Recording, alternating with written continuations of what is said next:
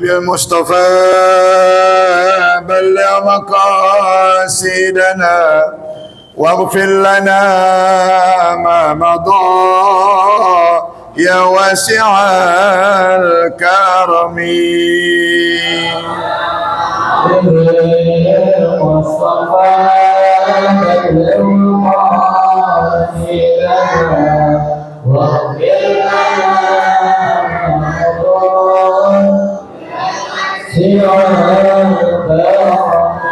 بالسيد الخلق شمس الحق معتصم محمد خير معصوم ومعتصم.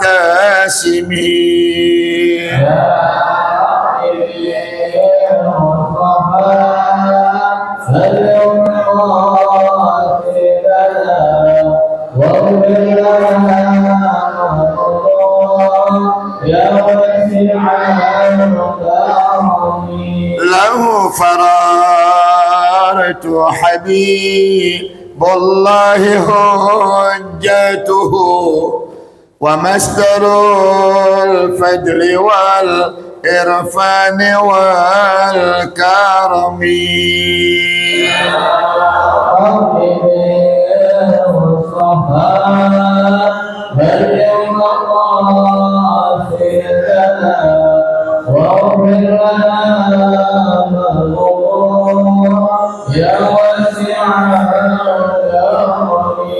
أصل الوجود وروح الكون بهجته زين الشمائل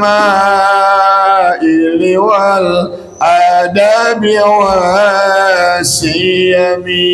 يا رب بالمصطفى بلغ مقاصدنا واغفر لنا يا واسع الكرم. مطهر الأرض من رجس ومن درني من عابدي وسن أو عابدي الصنم. يا رب المصطفى بلغ مقاصدنا واغفر لنا يا واسع الكرم. اللهم صل وسلم وعلى آله وأصحابه أجمعين. الفاتحة بالنية.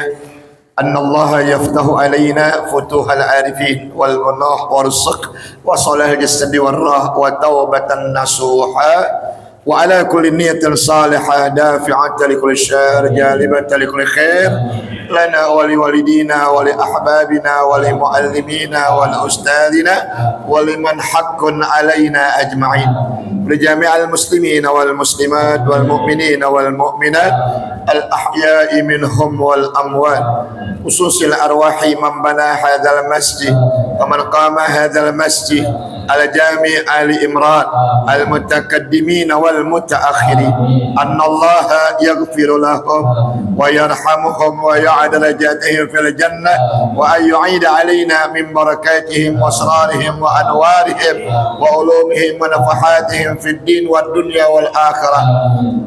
وعلى نيتي أن الله يجعل حج أستاذنا أحمد آدم حجا مبرورا سعيا مشكورا ذنبا مغفورا وعملا صالحا مقبولا وتجارة لن تبور وإلى حضرة النبي محمد صلى الله عليه وسلم. الفاتحة. أعوذ بالله من الشيطان الرجيم بسم الله الرحمن الرحيم الحمد لله رب العالمين الرحمن الرحيم مالك يوم الدين إياك نعبد وإياك نستعين اهدنا الصراط المستقيم صراط الذين أنعمت عليهم غير المغضوب عليهم ولا الضالين.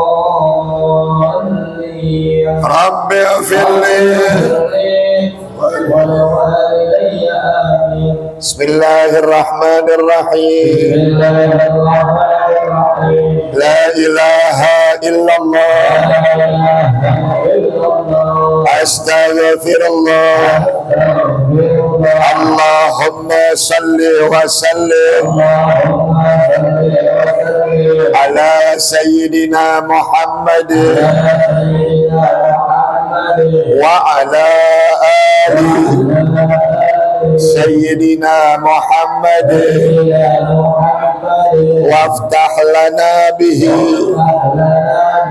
أبواب علمك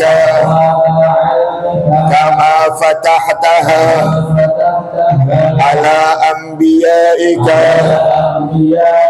وعلمائك المتقدمين والمتأخرين وانصر علينا رحمتك يا ذا الجلال والإكرام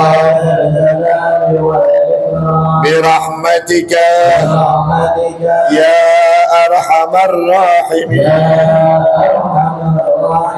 والحمد لله رب العالمين.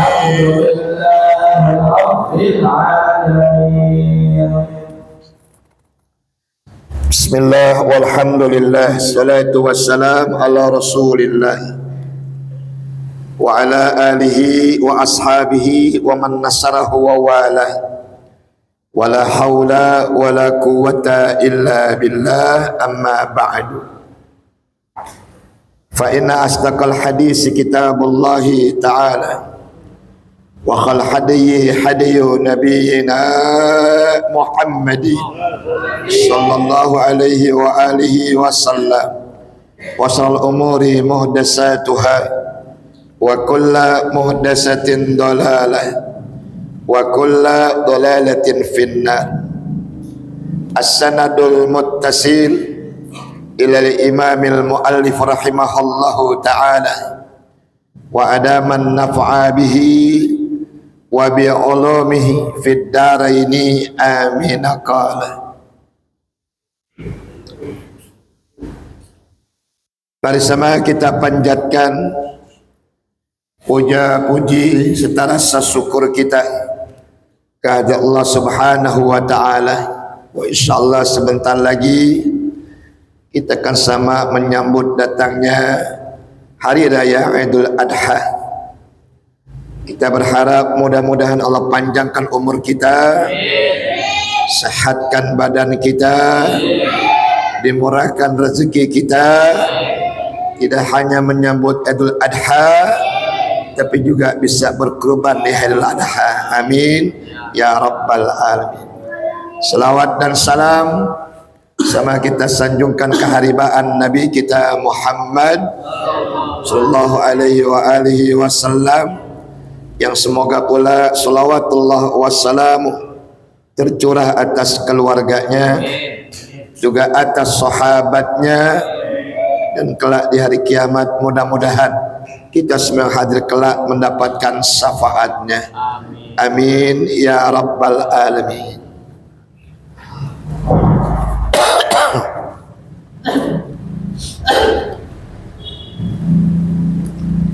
Sah dan bermula adab bersahabat beserta Allah Subhanahu wa ta'ala itu ada 14 perkara. Bersahabat maknanya taat. Sah dan bermula adab di dalam taat kepada Allah Subhanahu wa ta'ala itu ada 14 perkara. Yang pertama, senantiasa menundukkan akan matamu dengan khusyuk, dengan khudu' akan Allah Ta'ala. Kapan? Di waktu kita sedang beribadat. Apalagi menyangkut masalah solat. Maka kekhusyuan teramat sangat dituntut di dalam ibadah solat, termasuk khudu'. Mata kita enggak kemana-mana di dalam solat.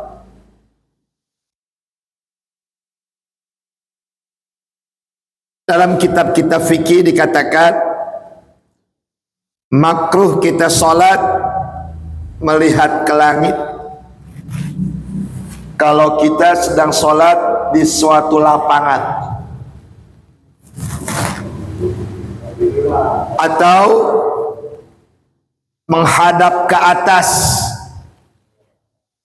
ketika kita di dalam masjid.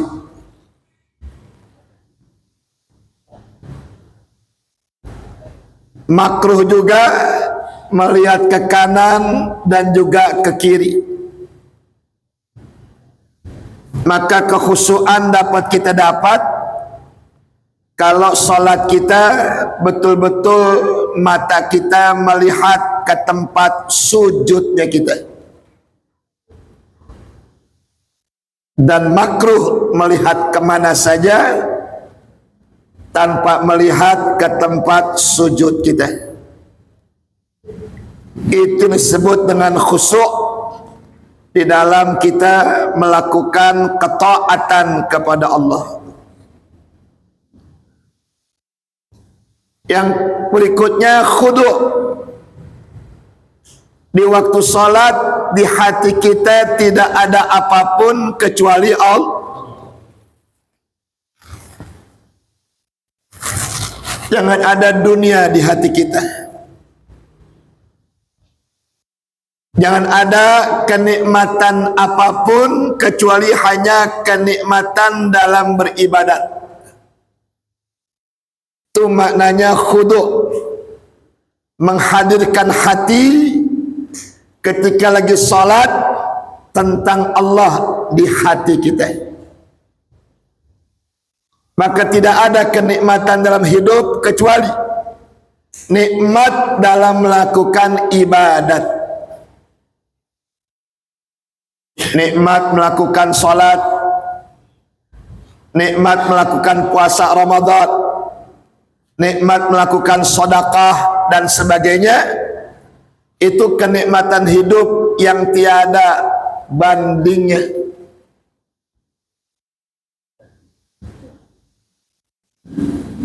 Yang kedua, menghimpunkan himmah,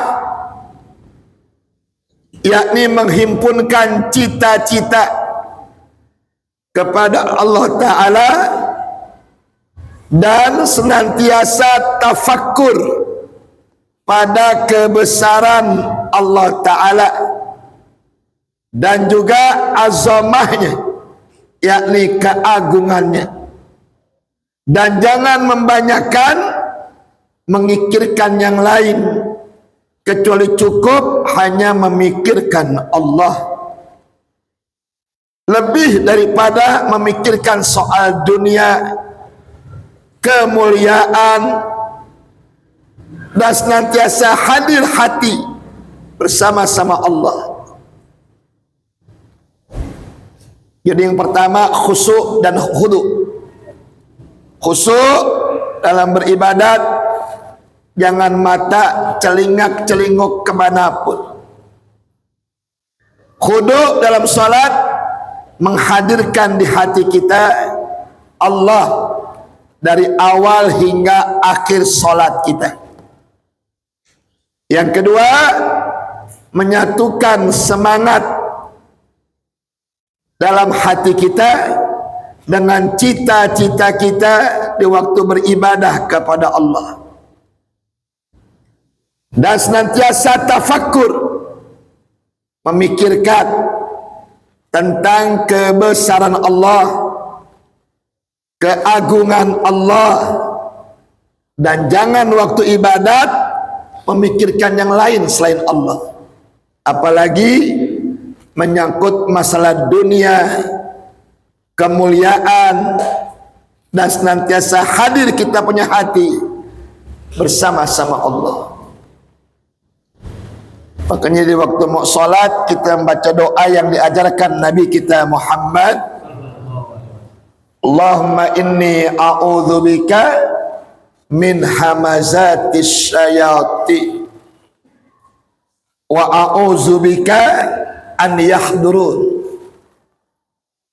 Ya Allah, sungguhnya aku berlindung kepadamu dari was-wasnya setan, dari tipu dayanya setan, dan juga dari kehadiran setan di hati kita.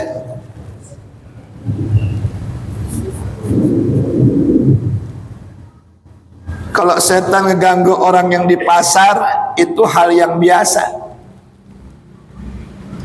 Mengganggu orang yang berjual beli, itu hal yang biasa. Yang luar biasa ketika setan mengganggu kita yang lagi sholat. Karena ketika kita lagi sholat, lagi bersujud kepada Allah, dan setan tidak menghendaki kita bersujud kepada Allah. Sebagaimana setan menjadi hina karena nggak sujud kepada Nabi Adam, maka dia nggak mau kalau sampai manusia sujud kepada Allah. Digoda kita habis-habisan ketika kita mau sholat. Makanya doanya dibaca seperti itu. Ada juga yang baca qul a'udzu birabbin nas sampai minal jinnati wan nas. Ada yang baca ayat kursi dan sebagainya. Tujuannya agar kita sholat, kita tidak diganggu oleh setan, sehingga penglihatan kita fokus ke tempat sujud, hati kita tidak ada yang lain kecuali hanya adanya Allah Subhanahu wa ta'ala. Kalau fikiran tergantung hati. Hatinya baik, insya Allah fikirannya baik. Udah hatinya nggak benar, pasti fikiran nggak benar. Kalau fikiran nggak benar, pasti ucapan yang keluar, ucapan yang nggak benar. Perilaku yang kita lakukan, perilaku yang tidak benar.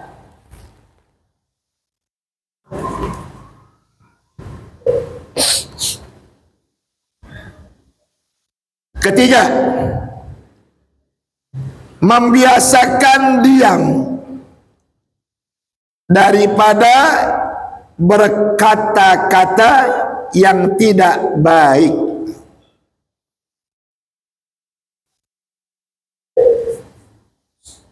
Jangan suka menghina.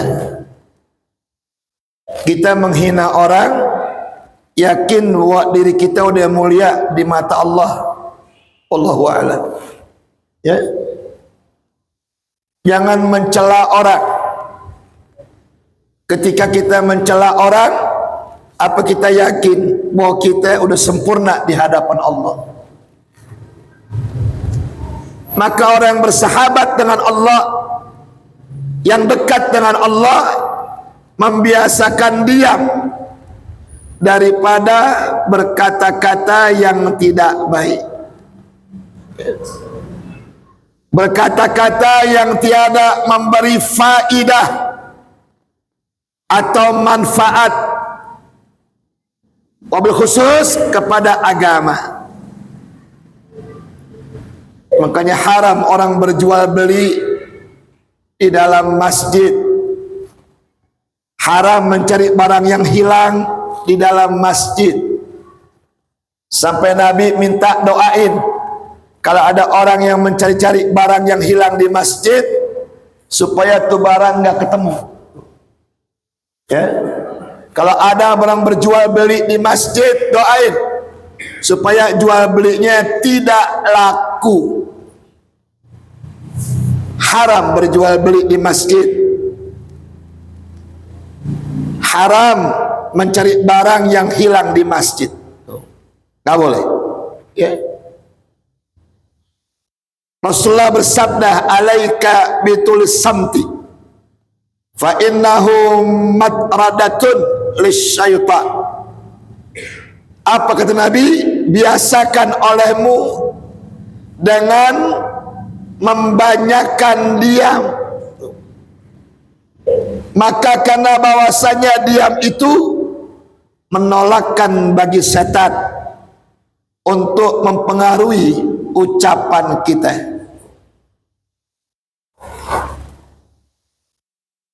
Sekesel-kesel sama anak dengan suka ngedoain, la tada indal ghadab. Jangan suka mendoakan anak ketika marah. Sahabat bertanya, ya Rasulullah, bagaimana mungkin orang lagi marah mendoakan anak? Rasulullah menjawab, apa yang diucapkan berupa kebaikan atau keburukan, itulah doa buat anak.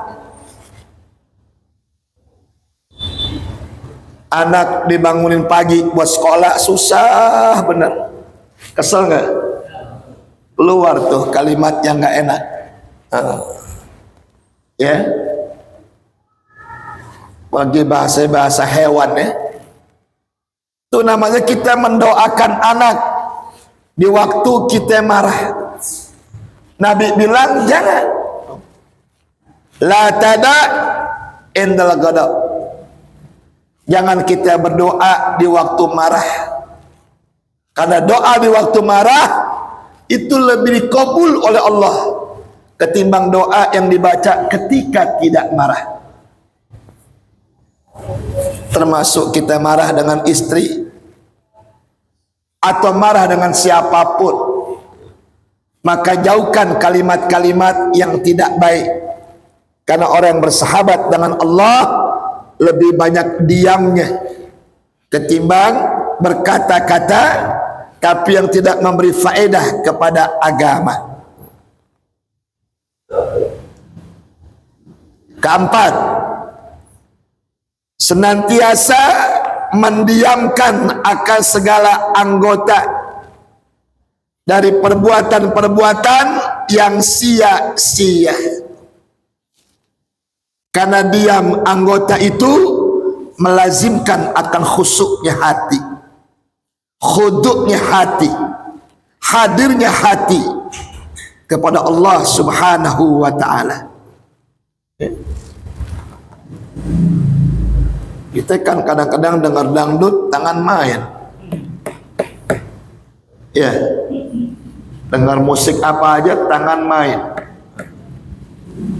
Saking enaknya pala goyang. Tambah nikmat lagi jari kaki goyang. Orang yang bersahabat dengan Allah jangan membiasakan hal seperti itu. Tidak hanya diam mulutnya, tapi mesti diam juga anggota tubuhnya dari perbuatan-perbuatan yang tidak memberi manfaat, apalagi perbuatan-perbuatan yang sia-sia.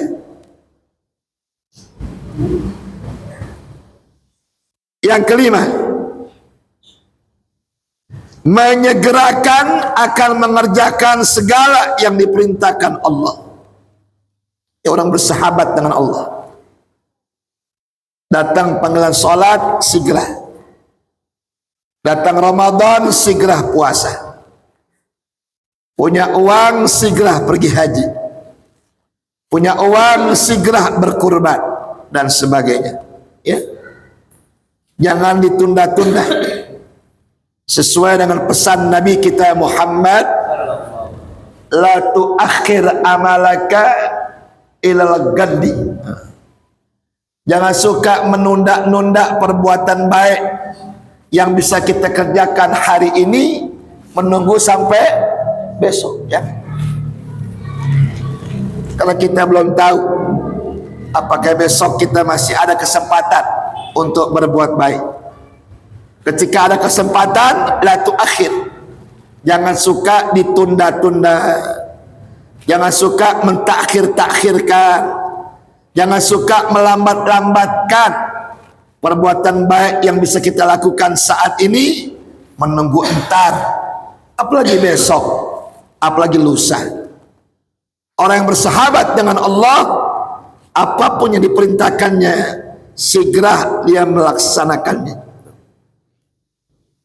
Keenam, menjauhkan akan segala yang dilarang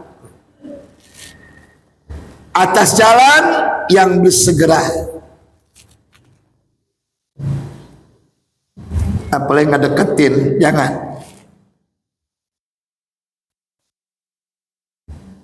Jauhkan apa yang merupakan larangan Allah. Ya. Malah kadang-kadang berimbas kepada orang yang nggak ngerjain. Yang ngerjain malah nggak apa-apa. Yang ngedeketin malah kena imbasnya. Maka dilarang oleh Allah. Jauhkan apa yang dilarang oleh Allah. Ya. 7. Jangan i'tirad atas qadar Allah Ta'ala dan juga kodoknya.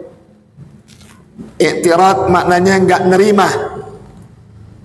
nerima keputusan Allah, nggak nerima kodoknya Allah. Yakni apabila engkau lihat suatu perbuatan, jangan sangkal dan jangan engkau tegur dengan hatimu, dan hanya sesungguhnya serahkan semuanya perbuatan itu hanya kepada Allah. Melainkan jikalau perbuatan itu telah menyalahi akan syarak, maka jika ada manfaat pada munkar itu, maka engkau tegur dengan lidah juai.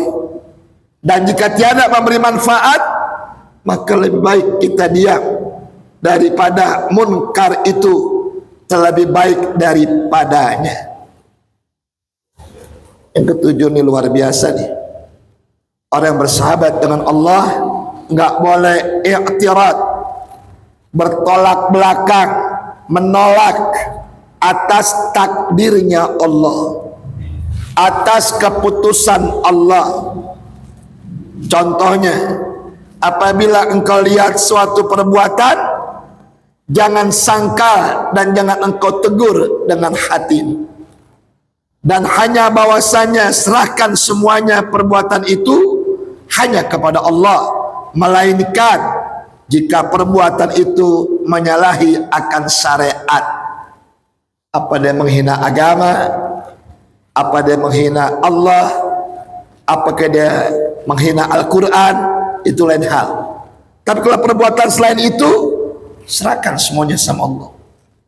Sambil kita doakan biar tuh orang mendapatkan hidayah untuk tidak melakukan itu lagi. Ada orang zalim, ada orang dizalimin. Nabi sabdakan, tolong tuh dua-duanya. Yang zalim tolongin, yang dizalimin tolongin. Sahabat bertanya, ya Rasulullah, nolong orang yang dizalimin kita paham. Sekarang bagaimana caranya nolong orang yang zalim? Nabi menjawab, menolong orang yang zalim adalah mencegah agar dia tidak berbuat kezaliman lagi. Caranya bagaimana? Bisa mendoakan, bisa mencegah kezalimannya, dan sebagainya dan sebagainya. Ya. Maka jika ada manfaat pada munkar itu, maka engkau tegur dengan lidahmu. Dan jika tiada memberi manfaat, maka yaitu lebih baik diam daripada munkar itu terlebih baik daripadanya. Sesuai dengan sabda Nabi kita Muhammad, idza ra'a minkum munkarat,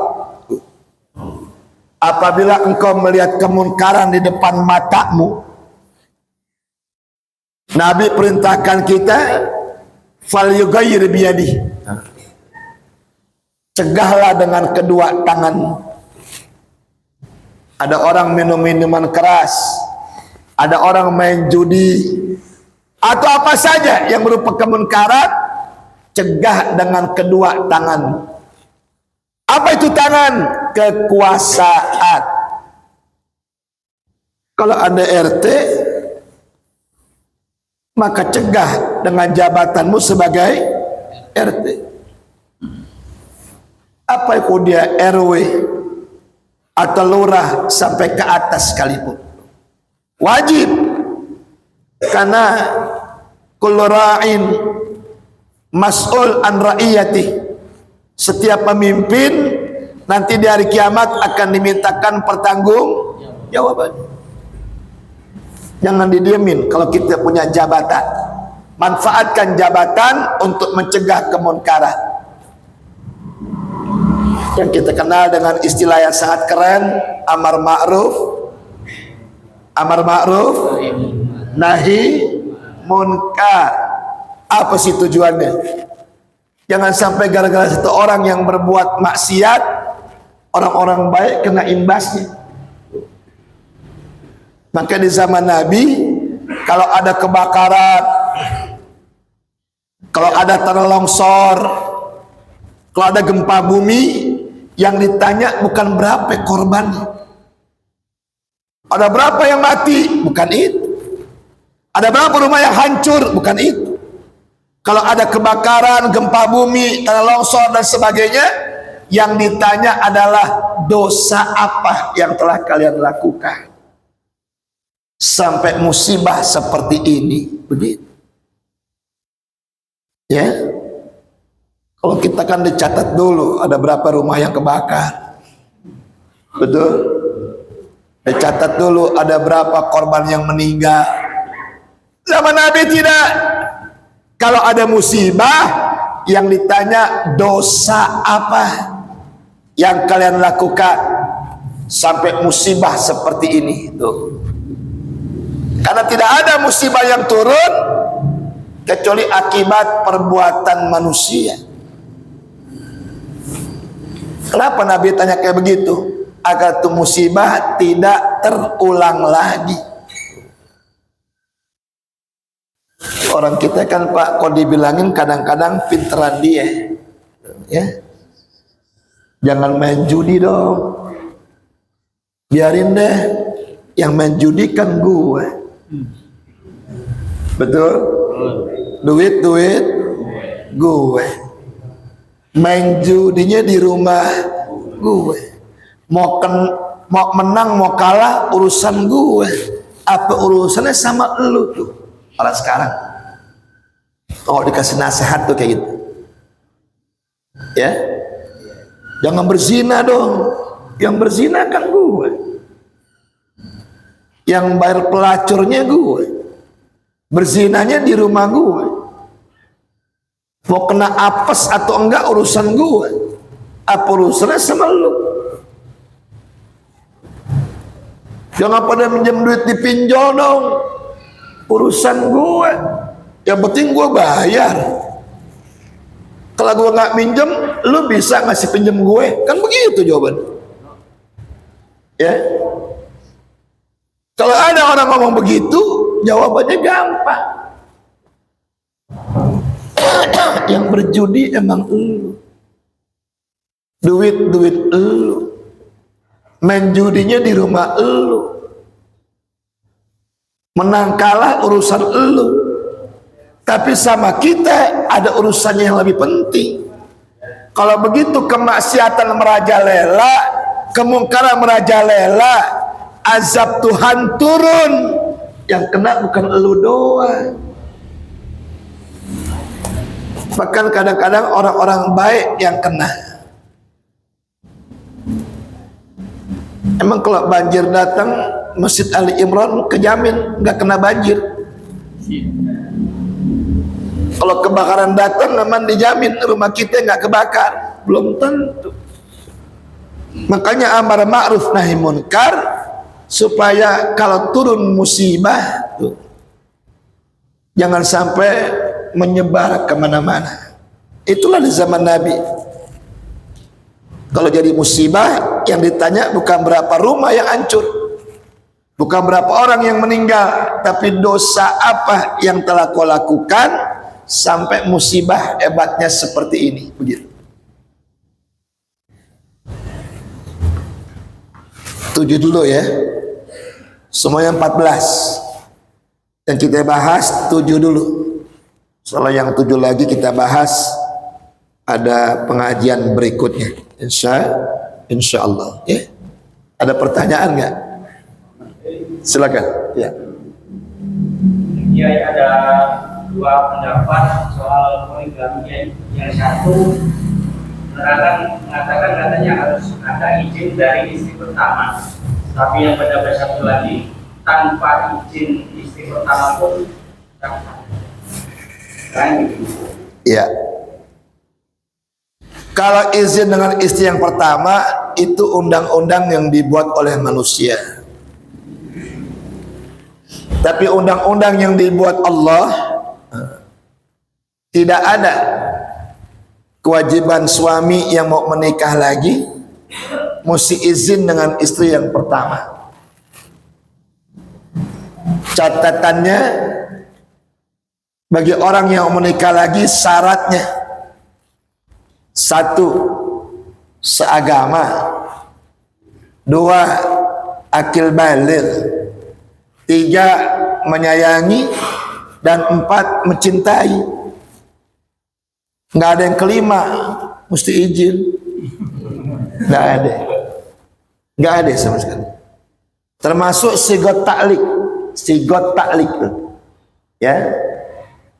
Setelah saya menikah dengan istri saya si Anu, dengan ini saya mengucapkan sigot taklik. 1, apabila saya meninggalkan istri saya 2 tahun lamanya, atau tidak memberikan nafkah 6 bulan, atau menyakiti tubuh istri saya tidak senang, mengadukan halnya kepada pengadilan, maka jatuhlah talak saya 1. Nah, itu tidak ada. Talak itu hak suami. Biar suami gebukin nih bini nih, digebukin. Tapi suami nggak ngucapin kata cerai, nggak ada cerai. Meskipun digebukin sama laki. Karena hak talak ada sama suami. Sedangkan istri mau minta talak 1000 kali sama suaminya, 1.000.000 kali sama suaminya, tapi suaminya nggak menceraikannya, nggak jatuh talak. Bang, ceraikan saya. Si abangnya diam aja, nggak ada talak. Tapi tanpa si istri minta, suaminya ngomong, Bu, kamu saya talak. Jadi walaupun mungkin bininya nggak punya salah apa-apa, toto main talak aja. Jadi tidak ada dalam syariat agama menikah lagi itu harus seizin istri yang tua. Tapi di satu sisi ada baiknya. Gimana sih baiknya? Nah, dengerin. Takut nanti istri yang muda punya anak. Tuh. Bertemu sama istri kita yang anak istri kita yang tua, ya, bertemu nih. Si anak ini nggak tahu bahwa si ini anaknya istri yang tua. Anak istri yang tua nggak tahu bahwa ini anaknya anak bini bapaknya yang muda. Pacaran. Ya, berarti yang pacaran siapa itu? Anak sama anak itu. Yang pacaran anak sama anak. Boleh nggak? Jawab, boleh nggak? Satu bapak, tuh, satu darah, satu daging. Jadi satu sisi di situ baiknya, bahwa si suami kalau mau nikah lagi harus izin dengan istri yang tua. Sisi baiknya di situ ada. Tuh. Tapi secara syariat agama tidak ada. Bahwa suami nikah lagi mesti seizin istri yang tua, tidak ada. Tuh. Salah hukum ya, salah hukum tuh nggak ada. Atau yang lebih parah deh, bapaknya meninggal dunia, istri mudanya jadi janda. Tuh. Ketemu sama anak istri yang tua, pacaran. Berarti anaknya kawin sama siapa ya? Sama emaknya. Tuh, boleh nggak? Jawab, boleh nggak? Nggak boleh. Jangan sekali-kali kau nikahi perempuan-perempuan yang pernah dinikahi oleh bapak. Nggak boleh. Tidak boleh kau menikah dengan laki-laki yang pernah menikah dengan ibumu. Dalam Islam nggak boleh. Jadi di satu sisi ada baiknya, gitu. Walaupun di satu sisi maaf, istri mana yang mengizinkan? Kalau mau coba boleh, ntar pulang coba gitu ya, Bu, saya mau nikah lagi gitu. Coba deh. Padahal bercanda ya, padahal bercanda nih, nggak serius nih, bercanda doang nih, ngomong deh gitu, bercanda doang. Tuh ya, kalau nggak baskom jatuh di kepala kita, apalagi betul-betul mau menikah lagi gitu, ya. Meskipun gitu, mau betul-betul nikah lagi, ngomong main-main aja bini kita marah, apalagi betul-betulan gitu, ya. Nah, cobalah yang ingin berumah tangga lagi, mungkin setahun 2 tahun dia tutupi, jatuh ke 5 tahun atau 3 tahun dia ngomong sama yang tua, bahwa saya sudah menikah lagi, gitu, ya. Berarti kan udah terlanjur ya, sudah terlanjur gitu, disiasatin, catat. Disiasatin gitu ya, disiasatin begitu mungkin gitu ya. Tapi secara hukum agama nggak ada memang, dimana laki mau poligami mesti seizin istri yang tua. Dalam Islam nggak ada ya, tidak ada. Syarat cuma 4 doang kok ya: akil, balik, saling cinta, saling sayang, selesai gitu ya. Cuman mungkin sisi baiknya seperti itu, takut di lain waktu terjadi hal-hal yang tidak kita inginkan terhadap anak-anak kita, terhadap juga istri dan anak-anak kita ke depannya gitu. Yang kedua, kalau kita menikah dengan janda yang ada anak yatimnya, kita ini nggak punya kewajiban untuk menafkahkan anaknya, nggak ada kewajiban. Yang punya kewajiban mamang-mamang dia, bibi-bibi dia dari almarhum bapaknya. Kita nggak punya kewajiban sebetulnya. Cuma kan bahasa perempuan lain. Kalau mau sama saya ya mesti mau sama anak saya. Kalau mau nikah sama saya mesti nafkahin anak saya, kan begitu. Padahal kita nggak punya kewajiban tuh menafkahkan anak-anaknya. Yang wajib menafkahkan itu keluarga dari almarhum bapaknya, mamang-mamangnya, bibi-bibinya. Makanya dosa besar kita rajin menyantuni yatim, sementara kita nggak pernah sadar punya keponakan yang yatim. Kita menyantuni orang yang fakir miskin, kita nggak sadar punya anak, punya adik, punya abang yang fakir miskin, gitu. Ya, jadi tidak ada dalam syariat di mana orang menikah lagi mesti seizin istri yang tua. Kalau kata mesti berarti kalau nggak izin nggak sah gitu ya, nggak ada. Ya, karena syarat pernikahan itu nggak itu, ya, tidak seperti itu gitu. Apapun alasannya lah. Ada yang nikah lagi karena bini yang tua belum punya anak, ada, ya.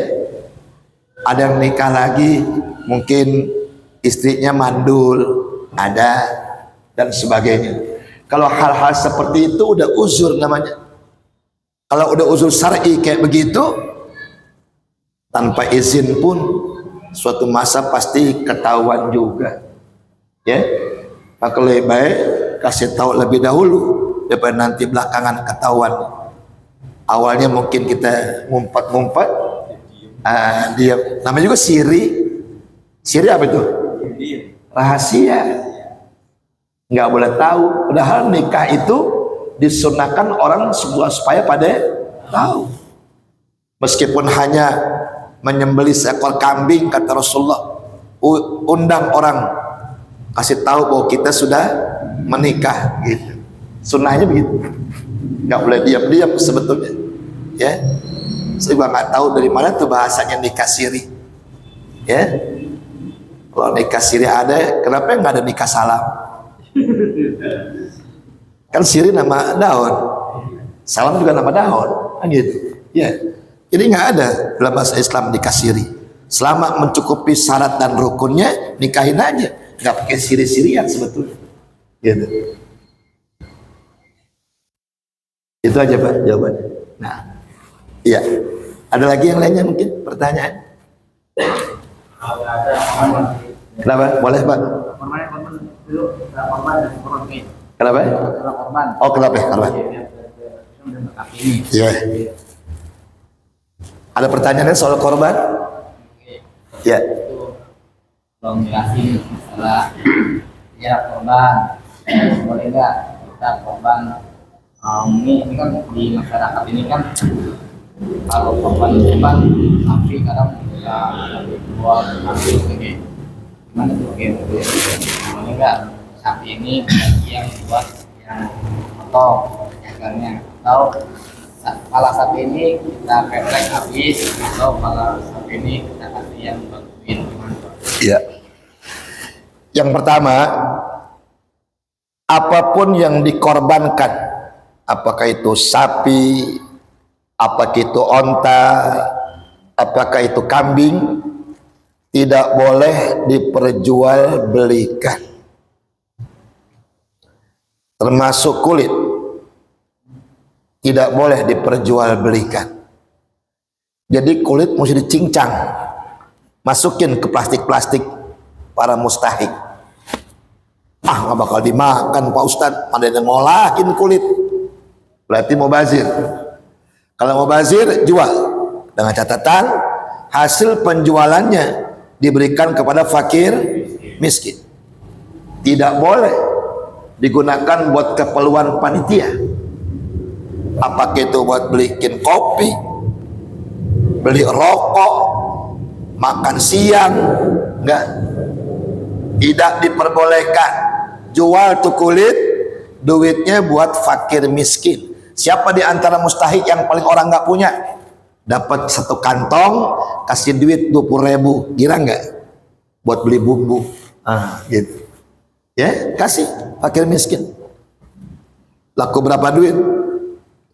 Kulit misalkan, oh dapat penjualan kulit dapat 300.000, cari yang miskin-miskin sekali, kasih dia. Nggak boleh buat kepentingan panitia. Paham? 2, tukang potong nggak boleh minta upah dari apa yang dia potong. Saya minta kepala, saya minta kaki, nggak boleh. Kenapa nggak boleh? Karena dia udah diupahin. Kalaupun nggak diupahin, mesti kedepankan lillahi ta'ala. Nggak boleh minta-minta, minta pala, minta kaki, nggak boleh. Kecuali tadi dikasih sama yang korban, ya. Kalau panitia ngasih, mesti seizin yang korban. Pak, Bu, boleh nggak antar kepalanya buat yang motong? Oh silakan Ustaz. Kalau nggak izin nggak boleh. Mesti seizin yang punya hewan, sapi, ya. Termasuk kaki, termasuk buntut, termasuk torpedo. Paham kan torpedo ya? Ya, nggak boleh tuh. Kecuali dikasih oleh yang korban. Tuh. Wajib. Mesti ada akadnya. Mesti ada akadnya. Tuh. Iya. 3, tidak boleh uang kas masjid digunakan buat korban. Nggak boleh. Uang kas masjid digunakan buat apa ya? Beli kopi, beli rokok, bikin pisang goreng, buat makan siang, nggak boleh. Haram. Habis terima mana Ustadz duitnya dong buat ngasih makan panitia nih sama yang pada ngebantuin. Setiap yang korban dikenakan biaya. Ya. Setiap yang korban dikenakan biaya. Di tempat saya satu kambing 150.000.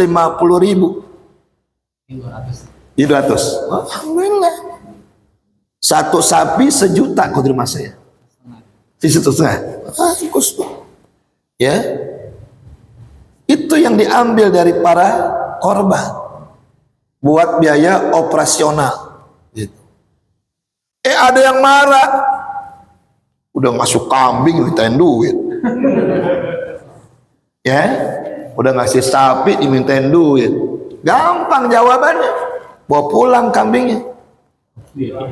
Bawa pulang sapinya. Bisa nggak motong sendiri? Nggak bisa. Mau nggak mau?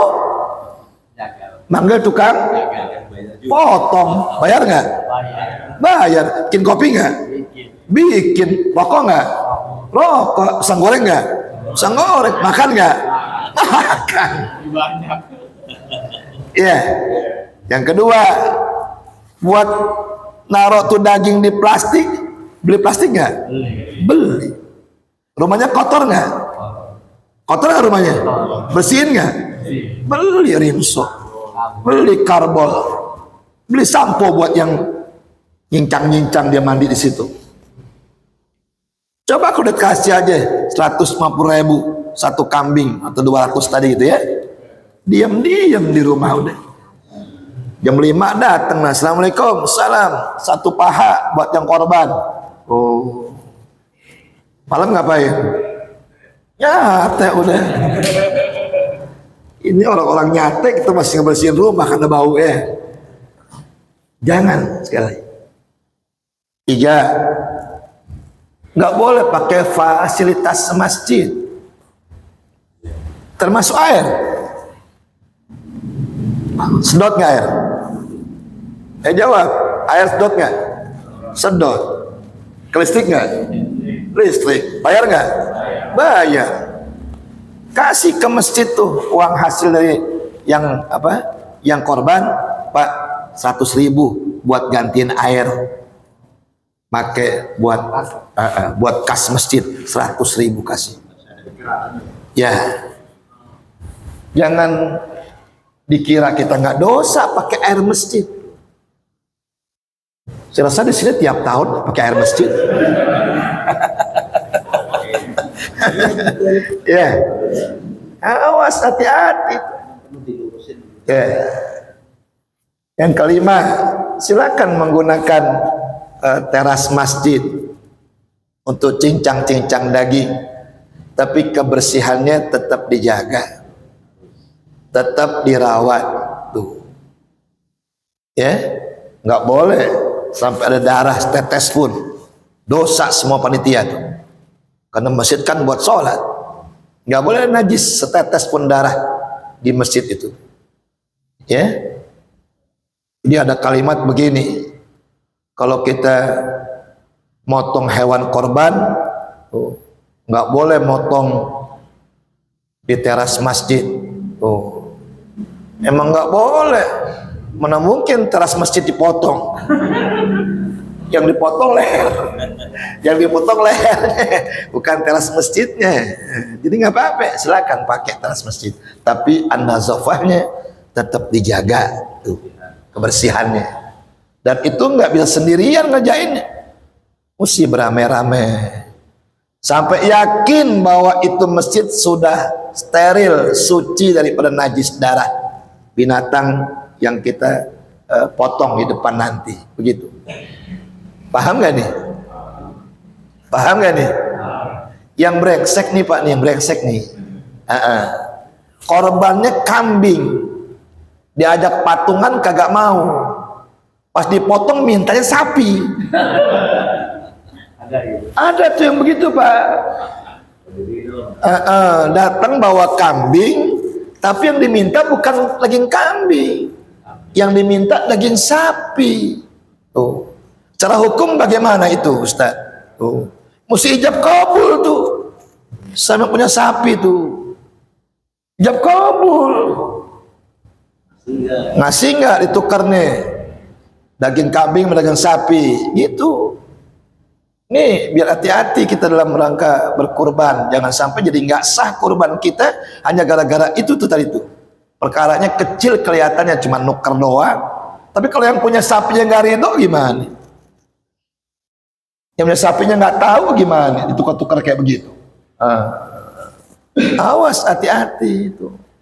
Kalau dibawa kambing, bilangin, Pak, Bu, karena Bapak Ibu kambing, berarti Bapak Ibu jatahnya kambing. Oh. Kalau ada sapi, itu pembagian dari sapinya, tapi bukan dari hasil pertukaran antara kambing dengan sapi, bukan. Gitu. Oh, di rumah nggak ada yang makan. Kalau nggak ada yang makan, tadi aja patungan sapi. Malah 7 kambing dagingnya dibanding dengan 1 sapi, lebih banyak 1 sapi. Yang kedua, nggak semua orang makan kambing. Tapi kalau sapi, semua orang pasti makan. Tuh. Ya. Ada orang bawa sapi 1. Ustadz, saya bawa sapi 1 nih. Tapi yang 4 korban, yang 3 akekah. Boleh nggak? Yo, bolehnya pelan-pelan. Takut salah. Boleh nggak? Boleh nggak? Boleh. Nanti kasih tahu sama yang motongnya tuh ya. Pak, ini sapi 4 korban, 3 akikah gitu. Nanti yang diatin tuh. Ya. Nawaitu an azbaha udhiyatahum. Sajaku niat menyembelih ini korbannya si A, B, C, D. Wa iqat wa aqiqatahum, dan juga akikahnya.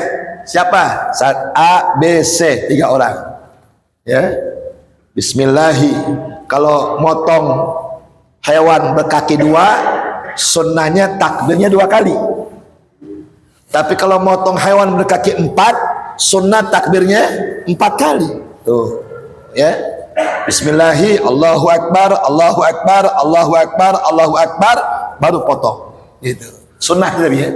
Walaupun sekali sah, tapi 4 kali atau 2 kali lebih afdol. Ya, lebih afdol.